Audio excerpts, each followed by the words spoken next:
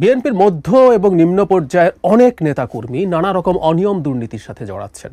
দখলবাজি, চাঁদাবাজি, বিএনপি নিজেই সেটা স্বীকার করে এবং তাদেরকে বহিষ্কার করেছে। তাতে এটা প্রমাণিত যে তারা এটাকে এন্ডোর্স করে এবং তারা ব্যবস্থা নেয়। নানা রকম উল্টোপাল্টা মন্তব্যের কথাও আমরা জানি। কিন্তু যখন বিএনপির সর্বোচ্চ পর্যায় থেকে এমন সব মন্তব্য করা হয় যেগুলো আসলে অন্তত 5 আগস্ট পরবর্তী সময়ে আমাদের রাজনীতির যে পেরিমিটার আমরা ঠিক করব, আমাদের লিবারেল ডেমোক্রেসি, তার বাইরে চলে যায়, বিএনপির উচিত এই ব্যাপারগুলোতে সতর্ক থাকা। এটা একেবারে খুবই খুবই জরুরি ব্যাপার। বিএনপির নেতাদের, সিনিয়র নেতাদের অন্তত মুখের লাগাম টানা উচিত বলে আমি মনে করি। বেশ কিছুদিন ধরেই এই ঘটনাটা ঘটছে, আমি ওগুলার খুঁটিনাটি তুলে আনছি না। বেশ কয়েকজন সর্বোচ্চ পর্যায়ের নেতার মন্তব্য নিয়ে তীব্র সমালোচনা এবং বাদানুবাদ হয়েছে, শোকজ করা হয়েছে, এগুলো ঘটেছে। সম্প্রতি দুজনের দুটো মন্তব্য, জনাব মির্জা আব্বাসের এবং জনাব হাবিবুর রহমান হাবিবের মন্তব্য নিয়ে কয়েকটা কথা একটু বলা দরকার। জনাব মির্জা আব্বাস বলেছেন, আগের সরকার শেখ হাসিনা বাংলাদেশের 12টা বাজিয়ে দিয়েছে আর এই সরকার বাংলাদেশের 24টা বাজিয়ে দিয়েছে। ভেতরে পড়ে দেখলাম মানে এই সরকার শেখ হাসিনার চাইতেও দেশে খারাপ জায়গায় নিয়ে গেছে। এটা একটা মন্তব্য। জনাব হাবিবেরটাই আসলে বেশি আলোচিত হয়েছে, আমি সেটাতেও আসব। এখন শেখ হাসিনার চাইতেও খারাপ হয়ে গেছে এই সরকার, এই ধরনের মন্তব্য আমরা করব কিনা? এই সরকারের অনেক সমালোচনা আছে, আনডাউটেডলি। এই সরকার অনেক কিছু করতে পারেনি, যা যা করার ছিল। আমাকে বিএনপির সাথেও তার বিমাতা সুলভ আচরণ আছে বলে আমি মনে করি। আমি নিজে সেটা ব্যাখ্যা করেছি একজন অ্যানালিস্ট হিসাবে, কোনো সন্দেহ নাই। কিন্তু এই জায়গায়ও বিএনপির সর্বোচ্চ পর্যায়ের একজন নেতা এই সরকারকে আওয়ামী লীগের চাইতে খারাপ এই পর্যায়ে নিয়ে যেতে পারেন কিনা, নেওয়া উচিত কিনা, সেটা নিয়ে প্রশ্ন হওয়া দরকার আছে। জনাব আব্বাস আগেও, আমি যতদূর মনে করতে পারি, একই ধরনের মন্তব্য করেছেন। আমরা একটা কথা খেয়াল রাখবো, এই সরকারকে বিএনপিও কিন্তু স্টিল অন করে। বিএনপি এই সরকারকে এখনো ডিনাউন্স করেনি যে আমরা এই সরকারের সাথে নেই। তাই যদি হয়, এই সরকারের সমালোচনার ধরনটাও এমন হতে হবে যেটা এই সরকারকে শুদ্ধ করা, ঠিক করার জন্য। এটা এমন কিছু হয়ে যাওয়া উচিত না যেটা বিরোধীরা হাতে অস্ত্র তুলে দেয়। বাংলাদেশে শেখ হাসিনার সময় গুরুত্বপূর্ণ ভূমিকা পালন করা কিছু অ্যাক্টিভিস্ট আছেন, 5 আগস্টের পর থেকেই এমন সব সমালোচনা এমন ঢঙে, এমন টোনে করছেন যেটা আসলে আওয়ামী লীগের হাতে অস্ত্র তুলে দেয়। আমরা সমালোচনা করে, আমি প্রচুর সমালোচনা ডক্টর ইউনূসের করেছি, সেই সূত্রে এনসিপির করেছি, অন্যান্য দলেরও করেছি, কিন্তু ডক্টর ইউনূসের এই সমালোচনা নিয়ে আমি পজিটিভ রিয়াকশন পাইনি, এটা ট্রু। কিন্তু একই সাথে আমি এই কথা সবসময় বলার চেষ্টা করি যে এই সরকারটাকে আমরা ওন করি। সুতরাং ডক্টর ইউনূসের সরকার হাসিনার চাইতে খারাপ হয়ে গেছে, এই মন্তব্যগুলো ঠিক না, কোনোভাবেই ঠিক না। এই মন্তব্যগুলো আসা উচিত না। এই সরকার সব শেষ পর্যন্ত সব ব্যর্থতার পর এখনো ইলেকশনের পথে আছে এবং ইলেকশনটা করে দিয়ে তারা যদি যেতে পারেন, উইল বি ফাইন। এই সময় পর্যন্ত এই সরকারের পাশে থাকা উচিত, যতদিন না অন্তত সরকার ইলেকশনকে পিছিয়ে দিতে চায় বা বাতিল করে দিতে চায়, ঝুলিয়ে দিতে চায়, এই রকম কোনো কিছু যদি সামনে না আসে। এই ধরনের মন্তব্য খুবই সিরিয়াসলি পরিত্যাজ্য বলে আমি মনে করি। যেমন হাবিব ভাইয়ের সাথে দীর্ঘদিন টকশো করি, অত্যন্ত সজ্জন মানুষ, এবং হাবিব ভাইয়ের ব্যাকগ্রাউন্ডও আমরা অনেকে জানি নিশ্চয়ই। 90-এর যে অভ্যুত্থান হয়েছিল তাতে ছাত্রদের যে জোট শেষ পর্যন্ত হয়, তাতে অত্যন্ত গুরুত্বপূর্ণ ভূমিকা তিনি পালন করেন। ছাত্র লীগের পক্ষ থেকে তখন ছিলেন সভাপতি বা সাধারণ সম্পাদক, আমি ভুল নিশ্চিত নই, দুটোর একটা ছিলেন তিনি। তারপর তিনি বিএনপির রাজনীতিতে আসেন এবং গণতন্ত্রের জন্য লড়াই করা মানুষ, এটা ফর শিওর। কিন্তু তিনি সম্প্রতি একটা কথা একটা আলোচনা সভায় বলেছেন, কথাটা স্লোগানে বললে একটা কথা, যেমন ধরি আমরা ট্রেডিশনালি আমাদের স্লোগানে অনেক অ্যাগ্রেসিভ কথাবার্তা বলতে শুনি। আমি আগে হাবিব ভাই কি বলেছেন সেটা একটু জেনে নেই। আমরা অনেকে খেয়াল করেছি, তার একটা ভিডিও ছড়িয়ে পড়েছে, সেখানে তিনি বলছেন নৌকার ধানের শীষ, 2 সাপের একই বিষ। অত্যন্ত অফেন্সিভ কথা।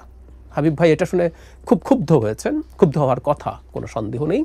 এর আগে কিছুদিন আগে পাথর দিয়ে যখন একজনকে হত্যা করা হলো, তখন ঢাকায় সাধারণ স্টুডেন্টরা, এগুলো জামাত শিবির, আমরা সাধারণ স্টুডেন্ট দেখলেই এটা জামাত শিবির হিসাবে পড়ে নেব, তারা মিছিল বের করেছে। আওয়ামী লীগ গেছে যেই পথে, বিএনপিও যাবে সেই পথে। বিএনপিকে আওয়ামী লীগের সাথে মিলিয়ে ফেলার একটা প্রবণতা দেখতে পাচ্ছি আমরা। বিএনপির বিরোধীরা রাজনীতি করবে, বিএনপি চাঁদাবাজি করে, বিএনপি নিজেদের মধ্যে এত খুনাখুনি করেছে, বিএনপি আসলে দেশে সুশাসন হবে না, বিএনপি আগে এই করেছিল, সব কিছু রাজনীতিতে আসলে আসবে।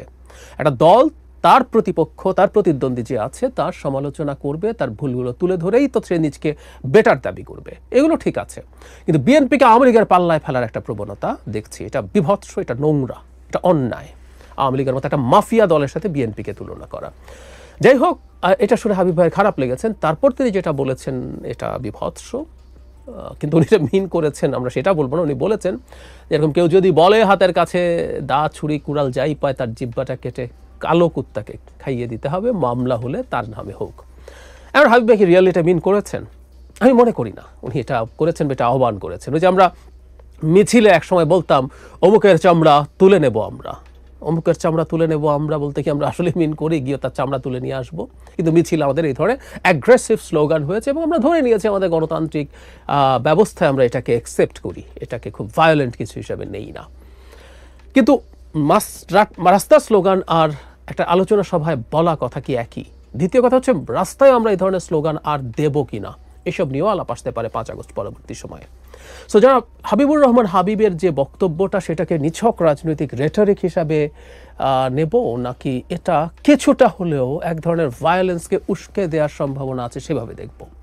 ধরে নিলাম এই স্লোগান দেওয়ার পর জিব্বা কেটে কুকুরকে খাওয়ালো না, কিন্তু এই সম্ভাবনা তো আছে যে এটা দিয়ে উত্তেজিত হয়ে বিএনপি নেতাকর্মীরা তাদের সামনে যদি এই ধরনের স্লোগান আবার কেউ দেয়, তার উপরে ভায়োলেন্ট হয়ে ওঠা সম্ভাবনা আছে। ইনফ্যাক্ট এটা খুবই উস্কে দেওয়ার মতো স্লোগান। কিন্তু আমরা প্রায় একটা কথা বলি, উস্কানি থাকলেও, ভার্বাল উস্কানি থাকলেও কেউ কোনোদিন কাউকে ফিজিক্যালি অ্যাটাক করতে পারে না। Full stop. এটা নিয়ে আমরা আসলে কোনো রকম কোনো আলোচনাই করতে চাই না যে আমাকে নিয়ে এত খারাপ কথা বলেছে দলকে নিয়ে, তাই আমি মাথা ঠিক রাখতে পারি নাই, তাই এটা করে ফেলেছি। না, এটা করা যাবে না। ফলে এই ধরনের স্লোগানও কাউকে কোনো না কোনো ফর্মের, আমি এত ভায়োলেন্ট কিছু না, মাচ লেস ভায়োলেন্ট কোনো ভায়োলেন্সে ইন্সপায়ার করতে পারে। এই ধরনের বক্তব্য অত্যন্ত কঠোরভাবে নিয়ন্ত্রণ করা দরকার বলে আমি মনে করি, আমি বিশ্বাস করি। একটা কথা বিএনপিকে মনে রাখতে হবে, বিএনপি কিন্তু খুবই সার্ভেইলেন্সের নিচে আছে, বিএনপি মাইক্রোস্কোপের নিচে আছে। বিএনপি ধারণা করতে পারছে না হয়তো দেশের ভেতরে তার প্রতিদ্বন্দ্বীরা তার প্রতিটা খুঁটিনাটি তথ্য জনগণের সামনে যেমন তুলে ধরবে, তারা বহির্বিশ্বের কাছেও তুলে ধরবে। বিএনপি যখন ক্ষমতায় আসতে চায়, বিএনপি ক্ষমতায় আসবে একটা ফেয়ার ইলেকশন হলে, কোনো সন্দেহ নেই। কিন্তু সেই বিএনপি এসে কি করবে না করবে এই ধরনের একটা ন্যারেটিভ তারা তৈরি করতে চায়, সেটা তারা করছে। হাবিব ভাইয়ের এই বক্তব্যটা ছড়িয়ে দিয়ে প্রত্যেককে মোটামুটি একই ধরনের আলাপ তোলার চেষ্টা করছেন। ক্ষমতায় আসার আগে এই ধরনের কথা বলছেন, ক্ষমতায় গেলে তারা না জানে কি করেন। এটা বহির্বিশ্বেও যাচ্ছে। আমি জানি না বিএনপির এই সর্বোচ্চ পর্যায়ের নেতারাও এভাবে এগুলো দেখছেন কিনা। খুব জরুরি। বহির্বিশ্ব দেখছে বললে আমরা শেখ হাসিনার মতো নিশ্চয়ই বলবো না বহির্বিশ্ব দেখছে তো কি হয়েছে, এটা আমাদের দেশ, আমরা আমাদের মতো করবো না। এটা আমাদের মতো হয় না। পৃথিবী খুবই কানেক্টেড নাও এর এইজ। তো এটা ম্যাটার করে অন্য দেশ, অন্যরা শক্তিশালী দেশগুলো তারা কিভাবে কি দেখছে।